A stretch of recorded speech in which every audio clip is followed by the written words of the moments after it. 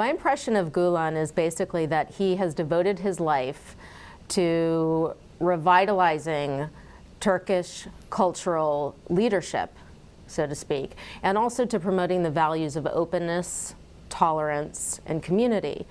And I think those are messages that resonate beyond religious orientation and really find a home among people who are humanists, secular, Buddhists, and in all of the major religions.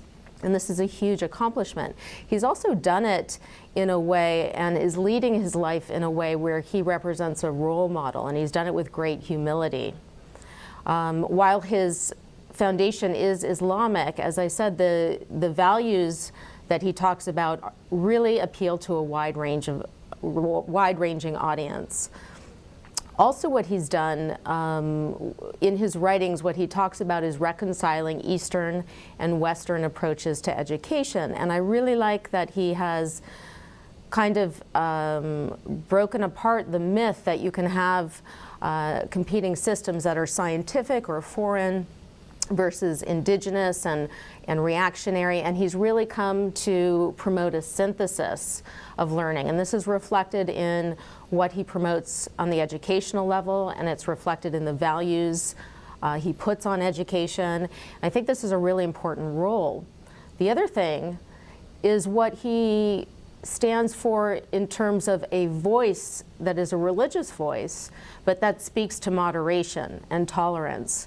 And I think this is really such a critical role, especially in today's world with such hardcore identity politics, to have an identity that is actually tied to the notion of moderation and tolerance is a really important voice, and we need more voices like that. So I think he's playing a very valuable role in today's world.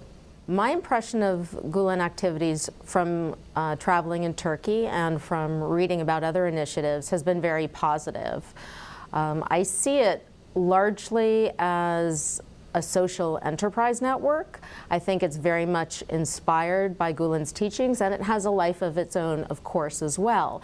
And it's providing inspiration for communities in terms of revitalizing education and also basically augmenting what the state used to provide in terms of social services, social cohesion, and education. And when I say the state, I don't just mean the state being Turkey, I mean the states that are all over the world, because globally I think we're looking for new ways to reinvigorate education.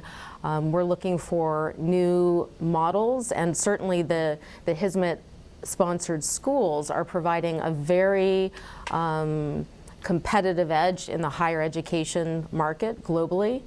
And I think this is such a positive development.